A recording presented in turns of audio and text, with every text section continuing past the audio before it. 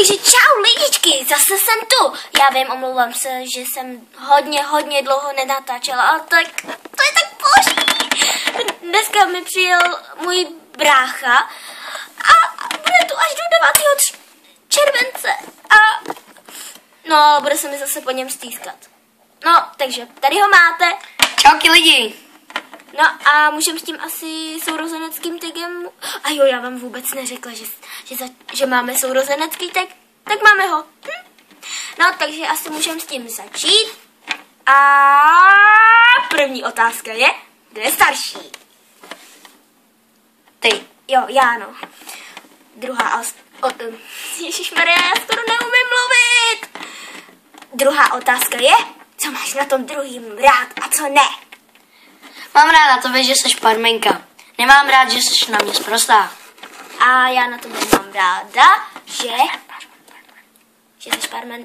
jsi pařmen jako já. Nebo ne? Jo, jsem parmen, asi ne. No a jo. No a co na tobě nemám ráda? Že si moc dovoluješ. Ne. No, takže asi tak. A počkat. Třetí otázka je, co máte společného? Že jsme pařmeni. Jo, to už jste slyšeli.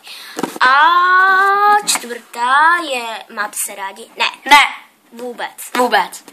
Ale tak byla jsem natěšená, že jsi přišel. To je takový rozkošný.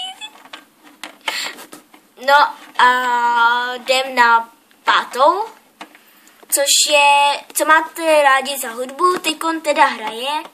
No a to je asi tak. No a pak ještě, koho milujete?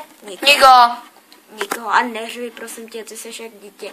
No a asi se s vámi budeme teďkon loučit, takže ahoj. A pustíme vám ještě písničku. Jo, jasně. Ale vždyť ona teďkon hraje, ty blbečku. Ach jo.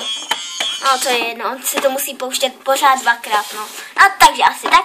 No a my se loučí se s vámi Belinda, neboli Kamila